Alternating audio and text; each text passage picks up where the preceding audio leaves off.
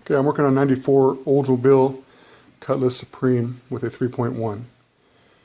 Buddy of mine has this car, and he has been having a problem with it overheating. When it first came in, I noticed it had a leak at the radiator, so I replaced that because I couldn't even pressure test the system. It would hold no pressure at all. Once I fixed that, it holds pressure, but it's still getting too hot. So I started checking the fans, and I discovered that the number one fan relay was no good. That's this one. It was that's the fan that should come on first, and then the number two fan comes on when it gets hotter, around 2:30 I think. I think the first one comes on probably around 2:10 or so, and the second one kicks on if the first one isn't doing the job.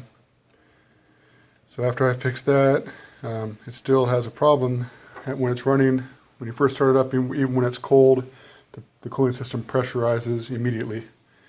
You can start this thing, you can crank this thing over without even starting it and pull the cap off, and it'll blow coolant out. And if you start it up, you'll see a huge amount of bubbles in the coolant reservoir, which to me is a telltale sign that this thing probably has a blown head gasket.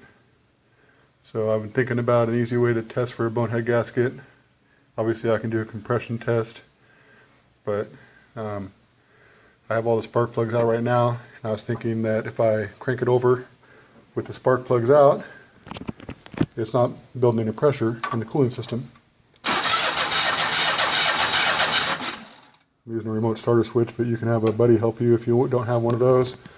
I also have the coil pack, the ignition module disconnected so that it won't be sparking. And I believe that will also disconnect disable the fuel system, the injectors.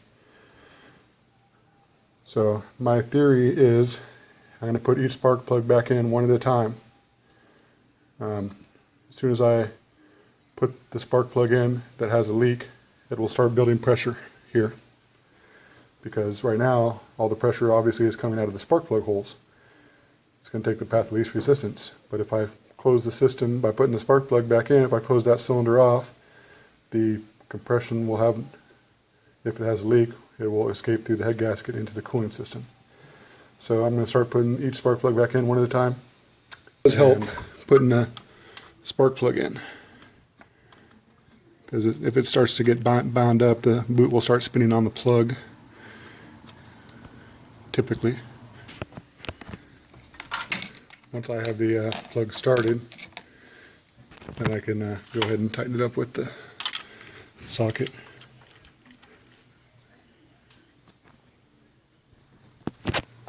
Okay, we got one spark plug in.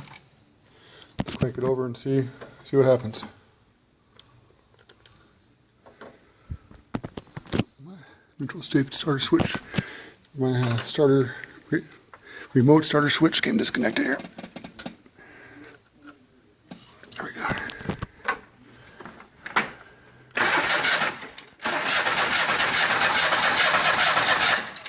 All right, nothing coming out of there yet. Let's put another one in. I haven't put another one in yet, but I just noticed an interesting clue as I was cranking it over with the spark plugs out. There's a lot of moisture now around that spark plug hole. Looks like it's probably blowing some coolant out. So I'm actually going to put that one in next and see if that causes the radiator to overflow. Okay, we got that second plug in, first one on the front bank. I think that one's going to cause the radiator to overflow. It's probably the problem cylinder. Let's find out. There it is. So this thing has a blown head gasket on the front cylinder.